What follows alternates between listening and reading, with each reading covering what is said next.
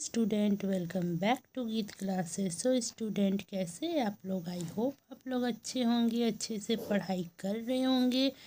बच्चों, मैंने आपको पिछली क्लास में आँख की बनावट और उसका कार्य बताया था। तो मैंने कहा था आप लोगों का नेक्स्ट क्लास प्रशिक्षण होगा, तो मैं आज आप लोगों के लिए प्रशिक्षण का क्वेश्चन आंसर लेकर आई हूँ, जो VVI है, जो हमेशा पूछा जाता है आप लोगों का सेमेस्टर में। ठीक है, ये है साइकोलॉजी का question, VVI question semester 1 student के लिए जो साइकोलॉजी लेकर पढ़ रहे हैं। अगर आप लोगों को साइकोलॉजी का किसी भी चैप्टर का फुल PDF चाहिए तो मेरा इंस्टा ID गीत क्लासेस है, वहाँ पर मुझे DM करिएगा और मैं वहाँ पर आप लोगों को फुल PDF दे दूँगी। और हाँ स्टूडेंट, मैं फुल PDF 199 में देती हूँ। अगर आप लोगों को चाहिए तो प्लीज़ DM करिएगा और ले लीजिएगा PDF। और अगर आप लोगों को मेरे से ऑनलाइन क्लास करना है तब भी मुझे DM करिएगा, मैं बता दूँगी क्लास का प्रोसेस। ओके, ठीक है। तो चलिए आज का क्लास स्टार्ट करते हैं, टाइम वेस्ट नहीं करते हैं। देखिए क्वेश्चन क्या है, प्रशिक्षण किसे कहते हैं? प्रशिक्षण की प्रक्रिया की सोदाहरण व्याख्या करें।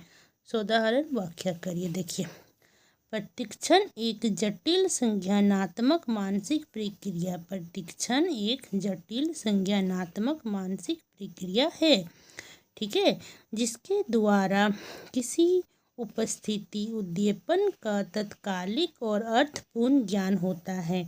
इसका मतलब है जिसके द्वारा किसी उपस्थित उद्दीपन, जो उपस्थित है उद्दीपन जो हो रहा है, तत्कालिक और अर्थपूर्ण ज्ञान होता है। तुरंत हम लोगों को समझ में आ जाता है, ज्ञान मिल जाता है। जैसे कि कहीं से आकाश में चिड़िया उड़ रहा है, हम लोग देखते हैं उसको और समझ जाते हैं हाँ ये चिड़िया उड़ रहा है, ठीक है, वही है।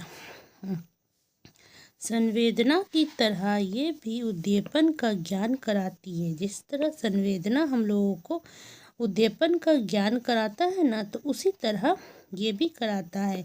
लेकिन संवेदना जहाँ अर्थहीन और सरल होती है, वहीं प्रशिक्षण अर्थपूर्ण और संगठित होती है।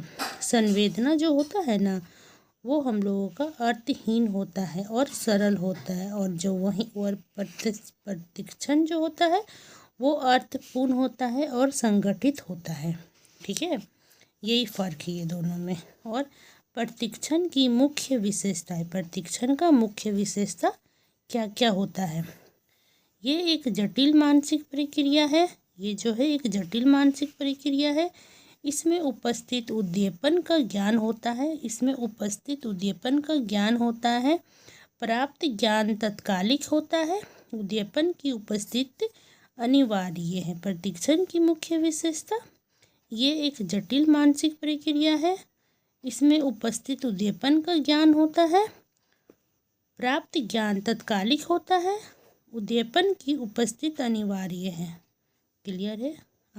देखिए, प्रशिक्षण वर्तमान संवेदनाओं को पूर्व अनुभव के आधार पर अर्थ प्रदान करता है, जिसमें प्रतिज्ञा की शामिल होती है, जिसमें प्रतिज्ञा भी शामिल होती है। देखिए, प्रशिक्षण वर्तमान संवेदनाओं को पूर्व अनुभव के आधार पर अर्थ प्रदान करता है, जिसमें प्रतिज्ञा भी शामिल होती है। क्लियर? अब देखिए इसका प्रक्रिया, प्रशिक्षण की प्रक्रिया क्या क्या होता है? प्रशिक्षण की प्रक्रिया दो मुख्य दृष्टिकोणों से समझी जाती है। प्रशिक्षण की प्रक्रिया जो है ना, वो दो मुख्य दृष्टिकोण से हम लोग समझेंगे, समझी जाती है।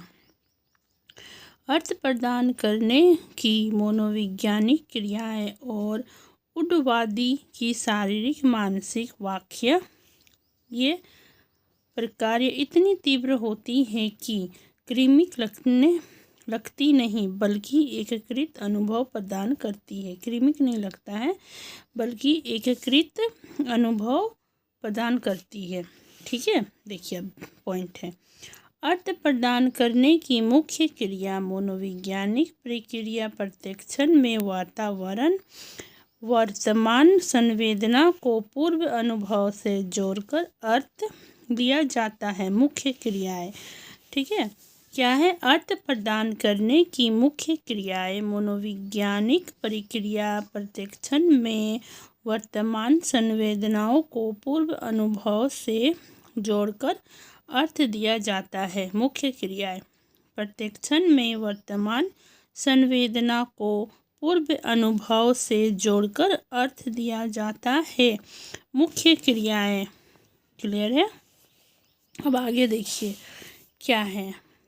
विभेदीकरण। विभेदीकरण वर्तमान संवेदना को अन्य संवेदनाओं से अलग करना। उदाहरण, घर पर कोई दरवाज़ा थपथपाता है तो हम उस ध्वनि को अन्य आवाज़ें जैसे हवा या कार की आवाज़ें से अलग पहचानते हैं। घर का दरवाज़ा ठकठका रहा है, वो तो अलग होता है ना आवाज़, और हवा का अलग होता है, कार का आवाज़ अलग होता है, तो उसी से हम लोग समझते हैं। ठीक है। सदृशीकरण या समीकरण, समीक्षण, समीक्षण आप लोग बोलिएगा, ठीक है। सदृशीकरण या समीक्षण वर्तमान संवेदना को पूर्व अनुभव से मिलाना। उदाहरण, दरवाजे की थपथपाहट को पहले सुनी हुई इसी तरह ध्वनि से जोड़ना। हेर्बर्ट इसे पूर्व अनुभूति कहते हैं। अब देखिए, पुण्य भ्रमण या पुनरावर्तन वर्तमान संवेदना से संबंधित पुरानी संवेदनाएं जागृत होना जो वर्तमान से जुड़ी रहती है।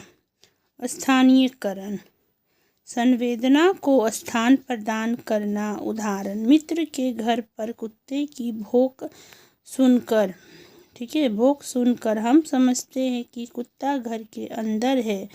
पूर्व अनुभव से। साउट इसे वस्तु भाव का अपरोक्ष अनुभव कहते हैं।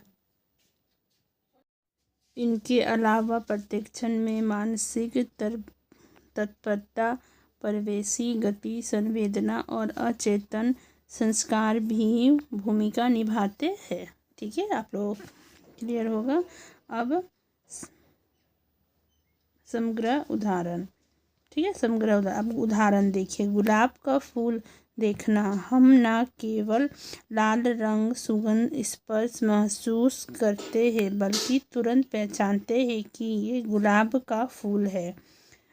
प्रतिज्ञा है ये उतना ज़रूरी नहीं है।